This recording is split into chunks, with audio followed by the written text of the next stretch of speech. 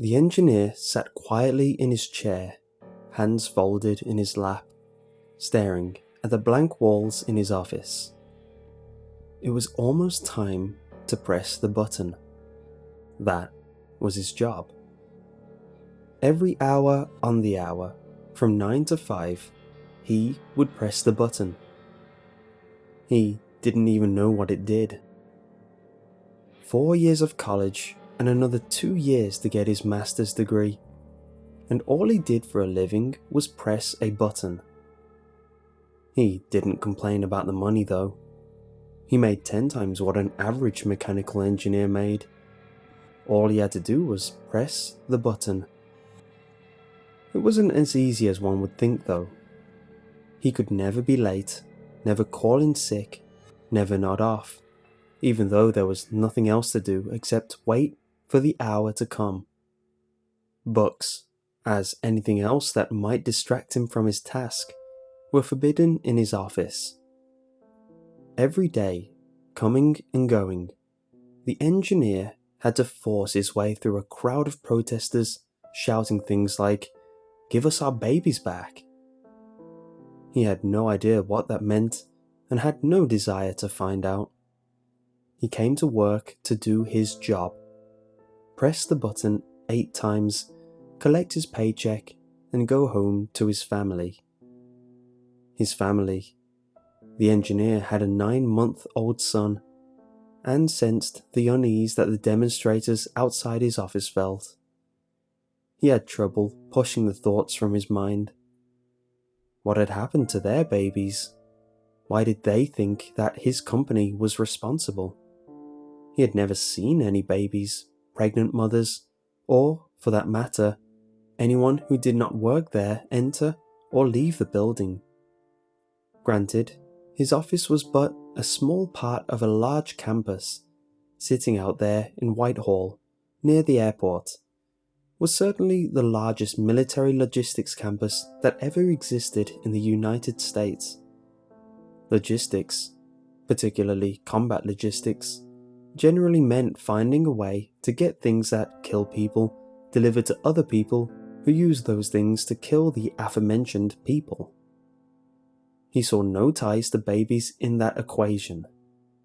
As far as he knew, the campus consisted of 5 large office buildings, much larger than his, a National Guard barracks, 5 humongous hangars where they kept God knows what, a rail yard, and enough stores and entertainment facilities to accommodate the 5,000 people who lived on the campus. The campus was surrounded by a double set of 18-foot-high chain-link fences topped with razor wire. The engineer's office sat just outside of one of the sally ports entering into the campus proper. He had never, ever been inside the fences in the 10 years that he had worked there. Worked where? Come to think of it, he did not really know. He assumed that it was connected to the logistics campus because of the proximity, but there were no actual identifying marks on the building itself. Just an address, painted in foot-high black numerals on the white stone facing the structure. He didn't pay much attention to the place really. He remembered that 10 years ago, when he first interviewed for the job, he arrived at the place thinking that it looks as if it were built in the 1950s. He had just recently moved to the area, so as far as he knew, it had been there that long. He had been instructed to dress professionally every day, indicating a button-down shirt and tie, but not necessarily a sport coat or jacket. He had a badge to permit him entry, but it had no text on it. It was simply a white plastic rectangle with a blue square in the middle of it. He assumed that there was some sort of RFID chip inside.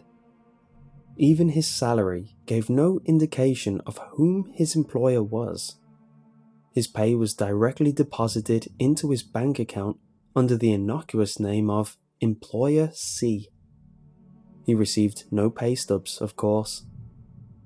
The benefits were great, but even then, his insurance cards listed his employer as Employer C with a group number of 00000.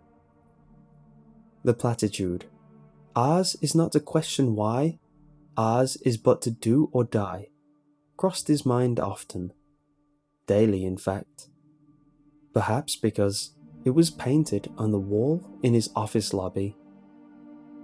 Oops, 10:54 a.m. Time to concentrate. At 5 minutes to the hour, he would begin focusing his attention on the button and the clock. He prided himself on the ability to always press the button exactly on time. Never a second too early or too late, as measured by the big hand on the analog clock hanging in his office wall. He was allowed a certain measure of leeway, but once he had pressed the button a full 5 seconds early and was called to the carpet over by his supervisor. Another slip-up like that would affect his performance review. A few more would jeopardize his job, and though no one had ever expressed it in words, he had the idea that his job was not a job that you could simply get fired or resign from. There was Harold, for instance. When he retired, they had a party.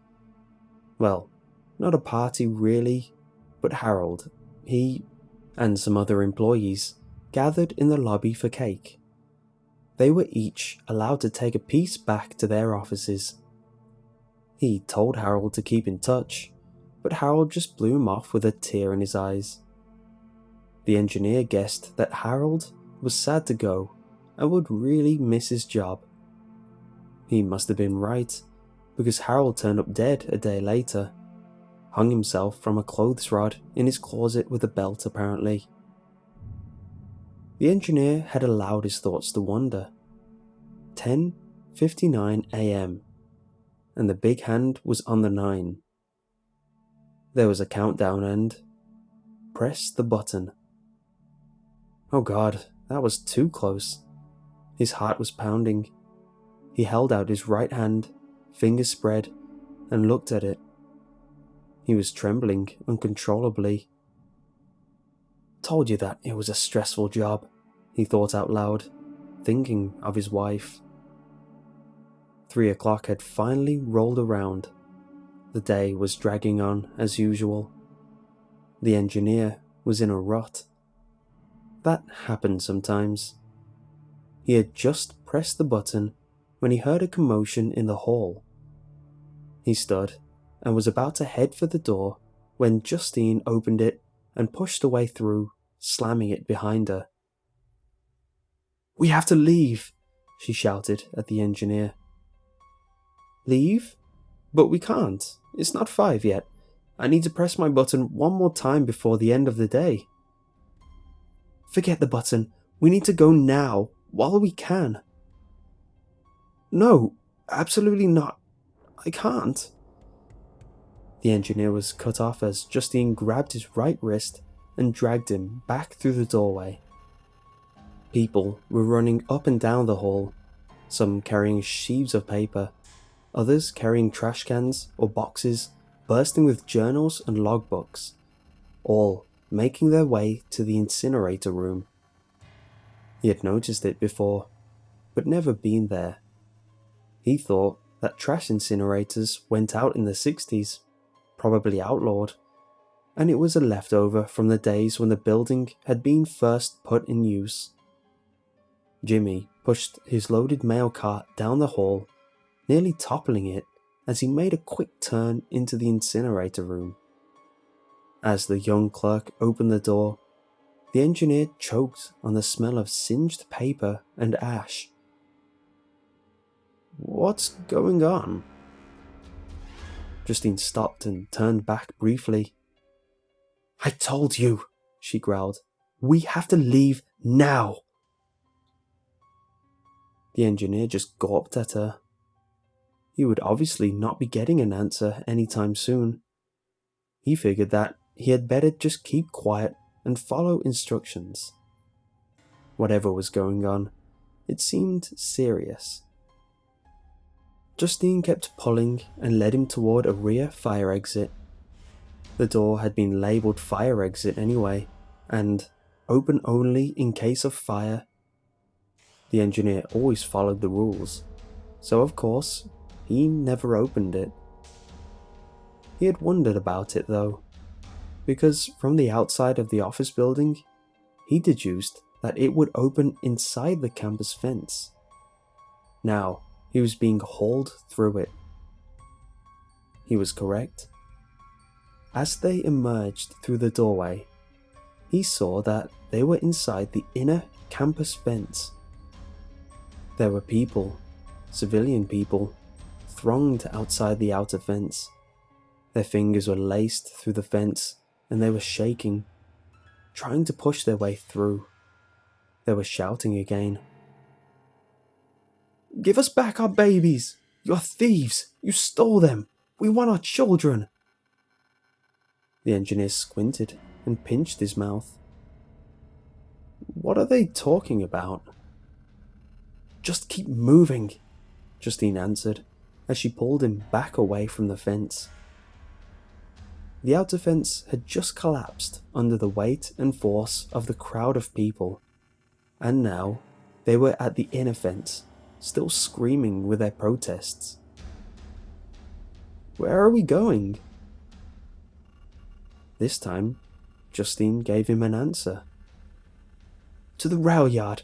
I think we can get out on one of those trains. They can't stop it.